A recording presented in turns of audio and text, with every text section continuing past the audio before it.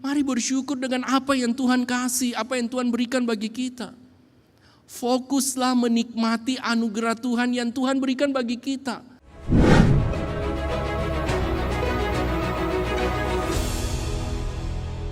Shalom. Bisa lihat kiri kanannya, mungkin tadi datang belum sempat. Selamat tahun baru, Happy New Year, silahkan ya.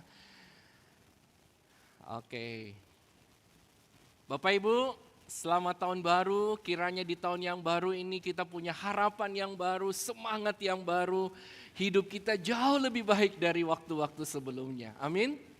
Ya, Sin Nian Kuai Le. Ya, ada juga yang bilang Sin Nian Mong En ya. Kiranya benar-benar di tahun yang baru ini Tuhan terus memperbaharui. Kalau dari tema kita hati kita, mungkin di tahun-tahun yang kemarin hati kita penuh ketakutan, penuh kekhawatiran. Ada banyak hal yang membuat kita merasa takut dan khawatir dalam hidup ini. Biarlah melalui khotbah hari ini hati kita boleh terus diperbaharui. Ya, hidup kita boleh dipenuhi dengan sukacita dan kita dibebaskan dari yang namanya khawatir. Walaupun kita tahu bahwa khawatir itu adalah sesuatu yang wajar. Tapi kalau khawatir yang menguasai seluruh hidup kita, membuat kita sulit tidur, membuat kita susah melakukan yang lain, itu bukan khawatir yang benar di dalam Tuhan. Amin. Ya, memang tokoh-tokoh Alkitab juga pernah merasa khawatir. Orang-orang yang dekat dengan Tuhan bisa merasa khawatir. Tapi jangan sampai kekhawatiran itu menguasai hidup kita sehingga kita ragu dan bimbang akan Tuhan. Oke. Bapak Ibu, bagian firman Tuhan yang kita akan bahas itu tadi sudah dibacakan ya di dalam bacaan bertanggapan. Ya, kita hanya melihat satu ayat sebagai penekanan di dalam Matius 6 ayat 33. Mari kita baca dan ini merupakan komitmen kita atau sesuatu yang mendorong kita di tahun 2026 ini. Ayat ini, saya rindu ini juga menjadi sesuatu yang kita kejar, sesuatu yang kita prioritaskan di tahun 2026 ini. Ya, kita baca sama-sama. 1, 2, 3. Tetapi carilah dahulu kerajaan Allah dan kebenarannya, maka semuanya itu akan ditambahkan kepadamu. Tetapi carilah dahulu kerajaan Allah dan kebenarannya, maka semuanya itu akan ditambahkan kepadamu. Bapak Ibu saudara-saudari yang saya kasih di dalam Tuhan, memasuki tahun yang baru, saya yakin dan percaya kita semua punya harapan kerinduan di tahun yang baru. Ya, kita seringkali mendengar slogan yang berkata tahun baru, harapan baru, atau mungkin tema kita tahun baru, hati yang baru. Namun Bapak Ibu, mari kita jujur sejenak ya. Di hadapan Tuhan. Ada satu kalimat yang mengatakan di tengah tahun kehidupan kita di tahun yang baru yang penuh dinamis ini. Penuh tantangan pekerjaan, penuh tantangan di dalam bisnis, bahkan juga dalam studi kita, dalam pekerjaan kita, kita tahu bahwa tahun baru berarti kekhawatiran baru. Ya. Angka di kalender bisa selesai atau berubah. Tetapi beban hidup dan pekerjaan, tantangan, pergumulan itu tetap ada.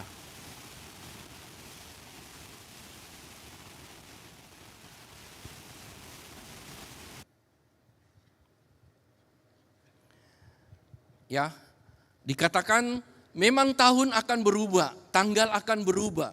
Tapi tantangan pergumulan itu tidak otomatis hilang Bapak Ibu. Memasuki 2026, pergumulan tantangan kita yang ada di 2025 begitu kita melangkahkan kaki kita. Mungkin saya melihat sebagian dari kita mungkin melewati ya.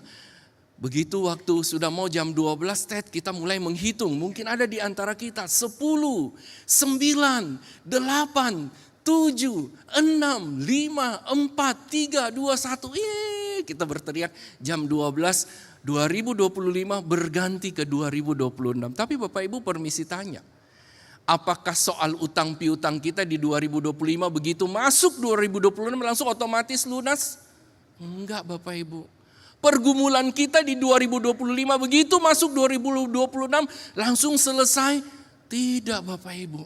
Ya, jadi dikatakan ada orang yang mengatakan bahwa tahun baru adalah kekhawatiran baru, ya.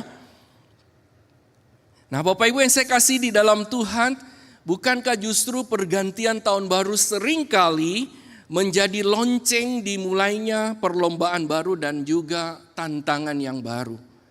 Kita tidak pernah tahu apa yang akan terjadi di 2026 ini. Saya yakin dan percaya Bapak Ibu di antara kita, bahkan mungkin sebagian besar sudah membuat planning apa yang kita mau lakukan di 2026. Tapi permisi bertanya, apakah itu pasti terjadi? Tentu kita mengatakan belum, itu baru rencana. Bapak Ibu yang saya kasih di dalam Tuhan, izinkan saya bertanya, apa yang paling mengganggu tidur kita belakangan ini? Ya, saya mencoba mengimajinasi bagi kita mungkin yang masih usia sekolah ya, dan sudah kuliah bahkan juga sudah mulai cari pekerjaan. Mungkin yang mengganggu tidur kita belakangan ini adalah tugas-tugas sekolah, semua deadline. Saya melihat walaupun sudah mau akhir tahun, saya mendengar beberapa anak jemaat yang sekolah di luar justru tanggal 30, 31 itu masih ujian akhir, ya kira-kira begitu. Beberapa bahkan awal-awal tahun masih ada ujian akhir. Nah beberapa kita juga mungkin sulit tidur karena sudah memasukkan beberapa lamaran surat kerja ke beberapa pekerjaan. Beberapa waktu yang lalu seorang bapak menelpon saya, Pak Alex tolong. Anak saya sudah memasukkan lebih dari 10 lamaran kerja tapi belum ada jawaban.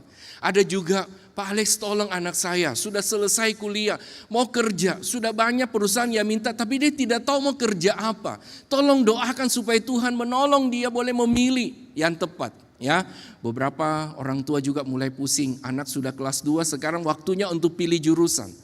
Nah Bapak Ibu, bagi kita yang sudah usia ya kurang lebih 26 mungkin sampai 49 itu sebagai pasangan muda.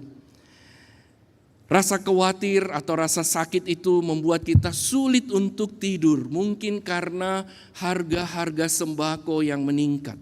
Ya. Kemudian belum lagi kita mungkin yang berinvestasi. Akhir tahun ini bahkan beberapa bulan terakhir ini bukan hijau tapi merah semua.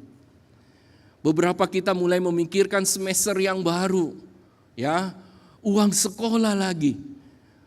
Makin tahun tentu makin naik, betul? Tidak ada yang uang sekolah tambah tahun tambah turun, ya. Bapak Ibu banyak hal yang membuat kita khawatir sehingga mengganggu tidur kita belakangan ini. Belum masalah pekerjaan, belum masalah pegawai yang mungkin selama ini, ya. Kita begitu percaya kepada dia, tiba-tiba pada akhir tahun dia mengatakan saya mengundurkan diri. Bagaimana masalah pekerjaan ini ke depan? Bagi kita yang sudah lansia, tambah umur di satu sisi kita bersyukur umur kita bertambah. Tapi di sisi lain ada rasa kesepian dan takut. Beberapa orang mengatakan kepada saya, Pak Alex saya punya ini, tapi saya hidup sendiri. Ya, kita dalam usia lanjut semua makin berkurang. Bukan hanya umur berkurang, kesehatan berkurang, konsentrasi berkurang. Kita mau jalan lebih jauh sedikit kita agak takut. Bapak Ibu memasuki tahun yang baru mungkin membuat kita banyak berpikir tentang hal-hal yang membuat kita sulit untuk tidur. Namun Bapak Ibu, melalui khotbah di bukit, ya, Tuhan Yesus tidak mengkhotbahkan kemakmuran tanpa usaha. Tapi Tuhan Yesus mengkhotbahkan kedamaian di tengah usaha. Kedamaian di tengah-tengah pergumulan hidup yang kita alami di dalam hidup ini. Tidak ada seorang pun di dunia ini yang tidak mengalami pergumulan hidup di dalamnya. Setiap orang pasti punya pergumulan karena dosa menyebabkan kita tidak lagi merasa damai yang sejati karena ada dosa. Sehingga membuat hidup kita selama kita di dunia ini tidak pernah lepas dari apa yang namanya pergumulan hidup. Membuat kita merasa tidak damai, tidak tenang di dalam hidup ini. Tapi ada janji Tuhan bagi kita pada hari ini melalui khotbah hari ini. Di dalam Injil Matius pasal yang ke-6 ini, Kristus bukan sekedar menyuruh kita berhenti khawatir, tapi dia memberikan solusi bagi kita bagaimana kita berhenti khawatir di dalam hidup ini. Dan jalan menuju hidup yang bebas dari kekhawatiran adalah dimulai justru dengan pemahaman dan sikap yang benar terhadap kekhawatiran. Sekali lagi saya mau katakan Bapak Ibu, orang Kristen bisa merasa khawatir, tapi orang Kristen jangan dikuasai hidupnya oleh kekhawatiran. Bisa merasa khawatir, tapi jangan kekhawatiran itu menguasai hidup kita seluruhnya. Sehingga membuat kita tidak lagi merasa damai di dalam kehidupan ini, sekalipun kita telah menjadi anak-anaknya. Nah, oleh sebab itu Bapak Ibu, mari kita belajar bersama cara mengatasi kekhawatiran, atau saya kasih topik 3 pilar kebebasan dari kekhawatiran. Yang pertama, kita diminta oleh Tuhan Yesus sadar dan ingatlah bahwa khawatir adalah amnesia raksasa. Ya, amnesia ini sakit lupa ingatan yang luar biasa. Kalau kita pakai bahasa sekarang, sebenarnya kekhawatiran menunjukkan kita ini mengalami amnesia yang kebangetan, ya, lupa ingatan yang kebangetan, ya. Bapak Ibu, kalau kita baca tadi, ya sudah dibaca dalam bacaan bertanggapan, saya ulang ayat 25, 26 dan 30. Karena itu Yesus berkata, aku berkata kepadamu, janganlah khawatir akan hidupmu, akan apa hendak yang kamu makan atau minum, dan jangan khawatir pula akan tubuhmu, akan apa yang hendak kamu pakai. Bukankah hidup itu lebih penting daripada makanan, dan tubuh itu lebih penting daripada pakaian? Pandanglah burung-burung di langit yang tidak menabur dan tidak menuai dan tidak mengumpulkan bekal dalam lumbung, namun diberi makan oleh Bapamu yang di sorga. Bukankah kamu jauh melebihi burung-burung itu? Ayat 30 mengatakan, jadi jika demikian Allah mendandani rumput di ladang yang hari ini ada dan besok dibuang ke dalam api, tidakkah ia akan terlebih lagi mendandani kamu, hai orang yang kurang percaya? Bapak Ibu, dalam bagian ini Tuhan Yesus membandingkan yang begitu kontras kita dengan burung di udara dan bunga bakung di padang. Burung dan bunga ya tidak punya nomor rekening bank, tidak punya tabungan pensiun, dan tidak tahu apa itu tanggal 1 Januari 2026. Tapi mereka dijamin Allah, mereka dipelihara oleh Allah hingga ke detail serat dan warnanya. Bahkan tadi kalau kita baca ada satu kalimat mengatakan, Salomo dalam segala kemegahannya pun tidak seindah bunga bakung di ladang. Bapak Ibu, hal ini mengingatkan kepada kita, ketika kita khawatir berkelebihan, kita sebenarnya sedang menderita amnesia raksasa. Kenapa saya katakan demikian? Karena kita lupa siapa kita. Kita lupa bahwa hidup kita lebih berharga daripada makanan. Dan bukan lagi ciptaan yang biasa. Bahwa kita ini adalah anak-anak Allah yang ditebus oleh darah Kristus. Setiap kita itu spesial di mata Tuhan. Bapak Ibu boleh ngomong kiri kanannya, kamu adalah ciptaan spesial di mata Tuhan. Silakan.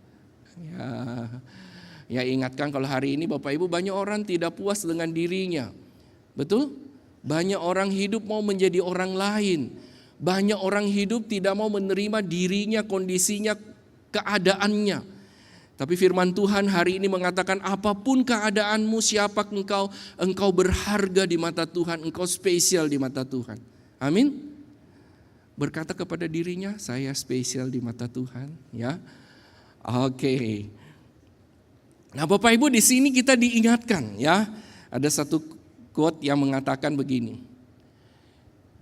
Kekhawatiran atau hidup yang dikuasai oleh kekhawatiran bukanlah pertanda kehati-hatian, melainkan pertanda kurang percaya pada pemeliharaan Allah Bapa yang sempurna.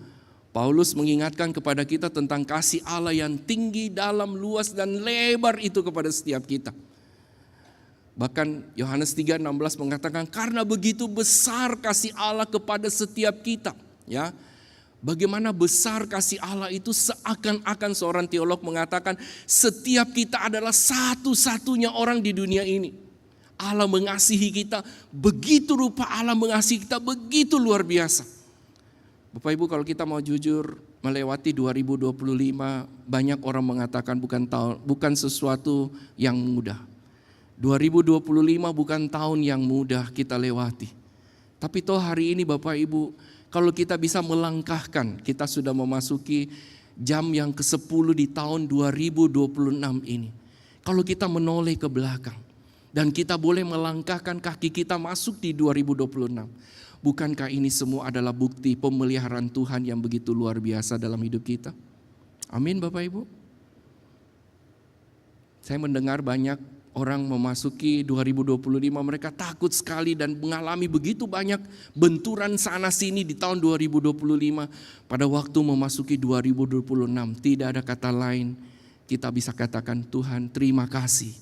Engkau sudah memimpin saya melewati 2025 dan hari ini boleh memasuki 2026.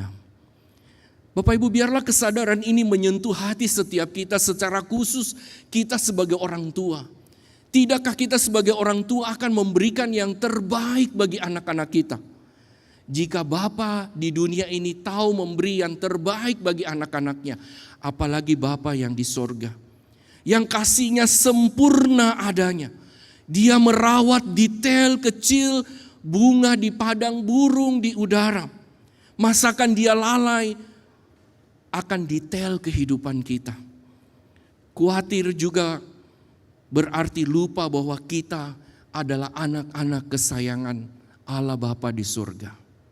Amin. Jadi oleh sebab itu jangan kita khawatir.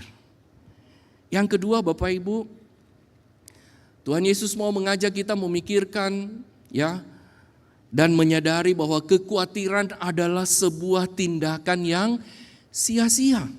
Ayat 27 di sini dikatakan, siapakah di antara kamu yang karena kekhawatirannya dapat menambahkan sehasta saja pada jalan hidupnya?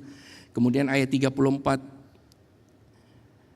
Tuhan Yesus mengatakan, sebab itu janganlah kamu khawatir akan hari esok, karena hari esok mempunyai kesusahannya sendiri. Kesusahan sehari cukuplah untuk sehari. Kekhawatiran bukan hanya tidak produktif Bapak Ibu. Kenapa? Dengan khawatir itu menghabiskan energi tanpa mengubah keadaan. Betul? Beberapa waktu yang lalu saya menjumpai seorang rekan, dia tampak jauh lebih tua dari umurnya. Waktu saya melihat wajahnya tentu kita bertanya dong, apakah dia sakit atau dia apa? Ternyata Bapak Ibu dia sedang khawatir terhadap satu hal.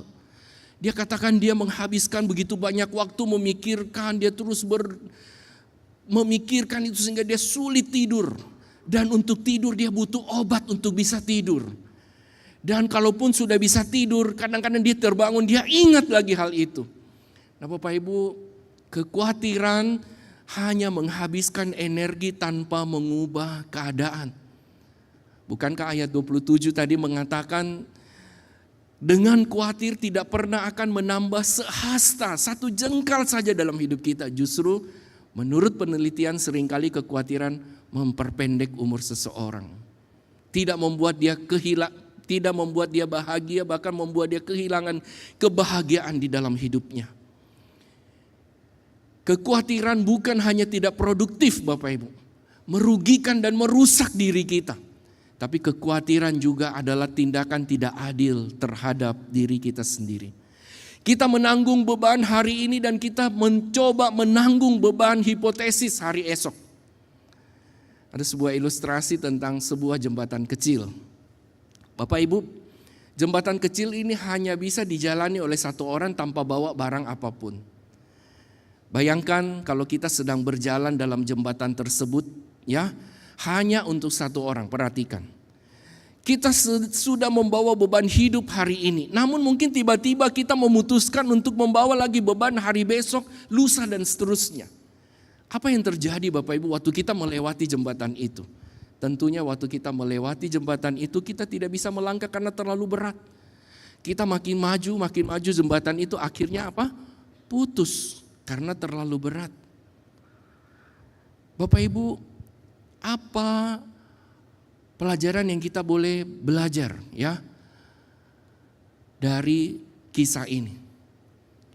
Kita diingatkan Bapak Ibu, jangan biarkan kecemasan akan hari esok menghancurkan kualitas hidup kita hari ini. Ada banyak orang menjalani hidup ini sudah begitu banyak susah hari ini masih memikirkan ke depannya besok gimana. Akhirnya double. Betul? Yang seharusnya kita menanggung satu aja tapi kita ambil dua.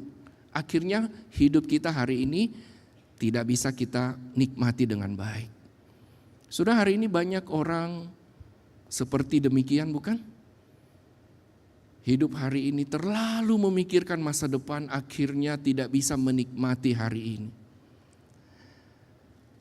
Ayat 34 mengingatkan kepada kita, kesusahan sehari cukup untuk sehari. Saya selalu mengingatkan saya dan kita semua, kita belum tentu tahu besok kita masih hidup atau tidak.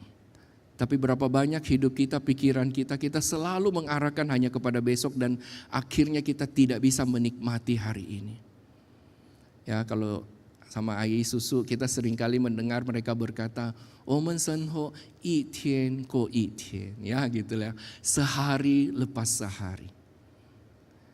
Beberapa hari yang lalu ada seorang AI, ya saya telepon dia bilang, ternyata dia cerita beberapa bulan ini dia mengalami sakit, dia pernah pasang selang ya di jantungnya, dan kemarin pas saya waktu telepon dia lagi sedang pergi ke rumah sakit untuk kontrol. Satu kalimat yang dia ungkapkan bagi saya luar biasa, dia mengatakan begini, umurnya 70 sekian, ya 76 ke 77. Lex, hidup kita ini kita tidak pernah tahu kapan berakhir. Saya 76, Susu 87. Kami menjalani hidup setiap hari hanya dengan satu keyakinan. Kalau hari ini Tuhan masih kasih hidup, berarti Tuhan mau kami bekerja bagi Dia. Melakukan sesuatu untuk Dia. Tapi kalau kami dipanggil, sewaktu-waktu kami sudah siap. Bapak Ibu, saya rasa tidak banyak orang punya prinsip hidup seperti itu, bukan? Mari kita belajar, ya di sini kita diingatkan melalui kebenaran firman Tuhan ini. Fokuslah menikmati anugerah Tuhan hari ini. Apa yang kita punya. Jangan selalu lihat ke samping, ke kiri, ke kanan yang membuat kita iri hati, membuat kita khawatir, membuat kita rasa kita tidak berharga dan tidak bernilai. Kita selalu melihat orang lain, memang betul seringkali rumput tetangga lebih indah dari rumput kita. Kita seringkali melihat tapi kita nggak tahu waktu kita masuk di dalamnya belum tentu Bapak Ibu. Betul nggak? Usaha orang kok kayaknya lebih ini. Mari bersyukur dengan apa yang Tuhan kasih, apa yang Tuhan berikan bagi kita. Fokuslah menikmati anugerah Tuhan yang Tuhan berikan bagi kita. Keluarga kita, usaha kita, gereja kita termasuk di dalamnya. Fokuslah menikmati anugerah Tuhan di dalamnya. Ya, bagaimana kita menikmati anugerah Tuhan dalam hidup bergereja? Ya, jangan langsung selesai kebaktian langsung pulang. Belajar berkomunikasi. Ya, kenapa saya seringkali mengajak jemaat untuk lihat kiri kanan? Karena banyak jemaat yang datang ke gereja tidak pernah punya teman, tidak pernah tahu siapapun. Dia hanya datang duduk dengar doa dada, tidak pernah mau berkomunikasi kiri kanan. Bagaimana kita bisa menikmati persekutuan kita kalau kita tidak membangun persekutuan satu dengan yang lain? Amin Bapak Ibu. Ya. Menikmati hari ini dan serahkan hari besok kepada Kristus yang memegang waktu kita. Yang ketiga Bapak Ibu, 3 pilar kebebasan dari kekhawatiran, yaitu paradoks ilahi, yaitu prioritaskan kerajaannya bukan masalahmu. Carilah dahulu kerajaan Allah dan kebenarannya, maka semuanya akan ditambahkan kepadamu. Bapak Ibu, inilah klimaks dari khotbah Yesus atau puncak dari khotbah Yesus, yaitu bahwa resep anti kekhawatiran adalah kunci utamanya, yaitu perubahan fokus atau prioritas. Jangan mencari solusi hanya bagi masalahmu, tapi carilah dahulu kerajaan Allah atau wajah Allah. Kata dahulu dari kata proton ini berarti prioritas utama, urgensi utama atau hal yang penting. Bapak Ibu, kita diminta untuk memprioritaskan Allah. Memfokuskan lebih utama kepada Allah daripada masalah kita. Bapak Ibu, seringkali kita khawatir dalam hidup ini karena kita terlalu mengarahkan mata kita, hidup kita kepada masalah yang kita hadapi. Betul nggak Bapak Ibu? Seringkali kita lupa bahwa Allah jauh lebih besar daripada setiap masalah yang kita hadapi. Kita seringkali melihat masalah begitu besar sehingga menutupi mata kita untuk melihat Allah yang begitu sibuk bekerja di tengah-tengah masalah hidup yang kita hadapi. Betul? Kalau Bapak Ibu mengikuti renungan yang diberikan oleh gereja untuk kita mengakhiri tahun 2025 di dalam keluarga kita masing-masing, di sana berbicara tentang ada 2 kaki dengan 4 kaki. Waktu kita menghadapi masalah mungkin kita bertanya, Tuhan kenapa cuma 2 kaki? Kok sepertinya saya berjalan sendiri? Kok kayaknya Tuhan tidak peduli, Tuhan tidak care dengan apa yang saya alami? Tapi renungan itu mengingatkan kepada kita justru waktu kita melihat ada 2 kaki, Tuhan sedang menggendong kita di tengah-tengah masalah pergumulan hidup yang kita hadapi. Tuhan menggendong kita, Tuhan bersama dengan kita. Amin. Bapak Ibu, seringkali dalam hidup ini kekhawatiran begitu menguasai kita karena kita merasa kita jalan sendiri. Tapi sadarlah sebenarnya waktu kita menghadapi itu Tuhan menggendong kita. Amin. Dia menguatkan, meneguhkan, menopang kita melewati semuanya itu. Bapak Ibu, kerajaan Allah bukan hanya tentang surga nanti, tapi itu berbicara tentang menjadikan kedaulatan dan kebenaran Kristus menjadi nyata di dalam kehidupan kita. Bapak Ibu, waktu Kristus mengatakan carilah dahulu kerajaan Allah dan kebenarannya, bukan berarti Kristus melarang kita membuat rencana atau bekerja keras. Justru bagian firman Tuhan lain mengatakan orang yang tidak mau kerja jangan makan. Ya, di sana mau menunjukkan apa? Bahwa bukan berarti Tuhan melarang kita membuat rencana atau bekerja keras, tidak. Tapi yang di sini Kristus melarang kita menempatkan pekerjaan dan rencana kita di atas Dia. Atau pekerjaan dan rencana kita itu lebih penting daripada melibatkan Tuhan. Sekalipun Bapak Ibu banyak orang Kristen berpikir begini secara nalar, secara logika. Ini hal kecil Ji, tidak usah melibatkan Tuhan. Nanti Tuhan terlalu sibuk kalau semua mau melibatkan Tuhan. Ya, ada orang berpikir seperti itu kan? Di sini kita diingatkan bahwa Tuhan tetap ya, Dia melarang kita menempatkan pekerjaan dan rencana kita di atas Dia. Kita diminta menjadikan kedaulatan dan kebenaran Kristus nyata di dalam setiap area hidup kita. Mari Bapak Ibu, saya rindu mengajak kita merenungkan biarlah di tahun 2026 ini. Biarlah kedaulatan dan kebenaran Kristus memerintah di dalam kita mengelola keuangan yang Tuhan percayakan kepada kita. Kita mau mengelolanya dengan jujur dan penuh integritas, memberi dan mengelola uang dengan bijaksana. Di dalam relasi kita dengan sesama, biarlah kedaulatan dan kebenaran Kristus nyata melalui kita menjalin relasi yang saling mengasihi satu dengan yang lain. Belajar memberi pengampunan walaupun tidak mudah. Seringkali banyak suami atau istri mengatakan, Bapak bilang gampang mengampuni, tapi sakitnya di sini Pak. Di sini sakitnya. Dia pergi dengan orang lain, di sini sakitnya Pak. Dia ngomongin saya, dia hina-hina saya di depan umum, sakitnya di sini Pak. Bagaimana bisa mengampuni? Bapak Ibu, kalau kita mau belajar menerapkan kebenaran Tuhan, kedaulatan Tuhan di dalam hidup kita karena kita sudah diampuni, maka tidak ada alasan bagi kita untuk tidak mengampuni orang lain.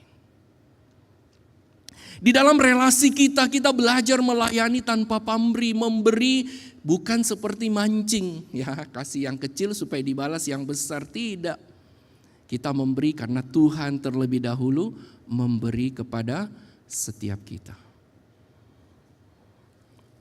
Bagaimana dengan menggunakan waktu kita? Kita rindu kalau kedaulatan dan kebenaran Kristus menguasai kita dalam menggunakan waktu. Mari kita belajar memprioritaskan waktu kita setiap pagi, setiap saat, setiap hari kita ada waktu teduh bersama dengan Tuhan. Dan juga di tengah-tengah kesibukan kita dalam pekerjaan ataupun pergi berlibur, jangan lupa beribadah. Biarlah Tuhan yang selalu memimpin dan menuntun kehidupan kita. Bapak Ibu, menarik sekali. Ayat ini diakhiri dengan sebuah janji. Jika kita mencari Tuhan dahulu Dia berjanji memenuhi semua kebutuhan kita. Kebutuhan kita sehari-hari. Kebutuhan kita akan masa depan yang penuh pengharapan. Bahkan Tuhan akan selalu menolong dan menopang kita. Di tengah-tengah segala kekhawatiran pergumulan hidup kita, Dia akan memberi kekuatan bagi kita. Kita tidak pernah berjalan sendiri di tengah-tengah pergumulan kita. Ada Tuhan yang selalu mendampingi kita. Sebagaimana kita melihat ada 2 jejak kaki.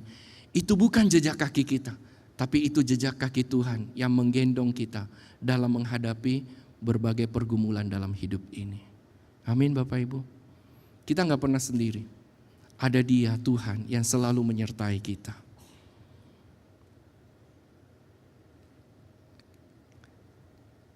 Sebagai penutup, jemaat yang terkasih, di tahun yang baru 2026 ini, mari kita membuat janji yang radikal atau komitmen kepada Tuhan. Saya mengajak setiap kita boleh mengangkat tangan kita pegang di tangan kanan kita pegang di dada ya. Oke, di dada kita. Kita sama-sama membacakan kalimat ini. 1, 2, semuanya ya. Tangan kanannya pegang gini ya. Kita sama-sama mengungkapkan janji kita ini. 1, 2, 3. Tuhan, Engkaulah prioritas utamaku. Tuhan, Engkaulah yang pertama dan terutama dalam hidupku di sepanjang tahun 2026 dan seumur hidupku. Ya.